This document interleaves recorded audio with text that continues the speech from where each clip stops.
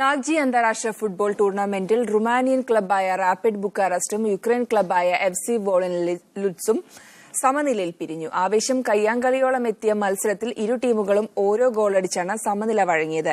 ബുക്കാറസ്റ്റിനു വേണ്ടി ടുഡോറൻ ജോർജും വോളിനു വേണ്ടി മെമഷേവ് വ്രദ്വാനുമാണ് ഗോൾ നേടിയത്.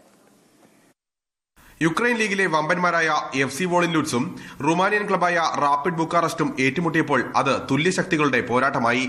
മത്സരത്തിന്റെ ആദ്യ മിനിറ്റുകളിൽ തന്നെ താളം കണ്ടെത്തിയ ബുക്കാറസ്റ്റ് വിങ്ങുകളിലൂടെ നിരന്തരം ആക്രമിച്ചു. ഒടുവിൽ 11ാം മിനിറ്റിൽ എഫ്സി വോളിന്റെ പ്രതിരോധം കീറിമുറിച്ച് ടുഡോറൻ ജോർജ് ബുക്കാറസ്റ്റിന് ലീഡ് നേടിക്കൊടുത്തു.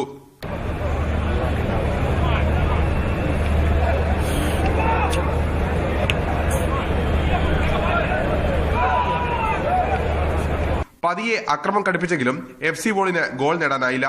നിരവധി ഗോളവസരങ്ങളാണ് ഇരു ടീമുകളും തുലച്ചു കളഞ്ഞത്.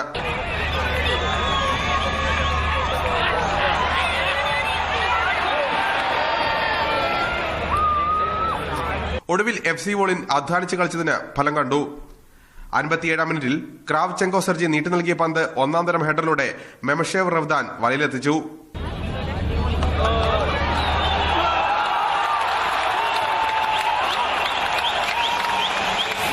പോരാട്ടവീര്യം സംഘർഷത്തിലേക്ക് നീങ്ങിയപ്പോൾ കളി തുടരാനായി പലതവണ റഫറിക്ക് ഇടപെടേണ്ടി വന്നു.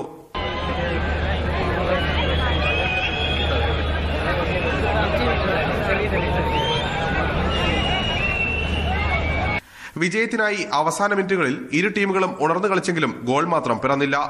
PL Kiran, media 1, Kozhikode.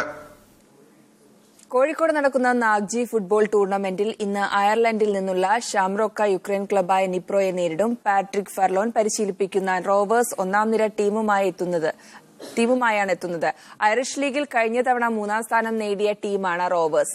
കഴിഞ്ഞ തവണ യുക്രൈൻ ലീഗിൽ 3ാം സ്ഥാനത്തെത്തിയ നിപ്രോയും കരുത്തരാണ്. ദിമിത്രോ മെയ്ക്കാലങ്കയാണ് ടീമിന്റെ പരിശീലകൻ.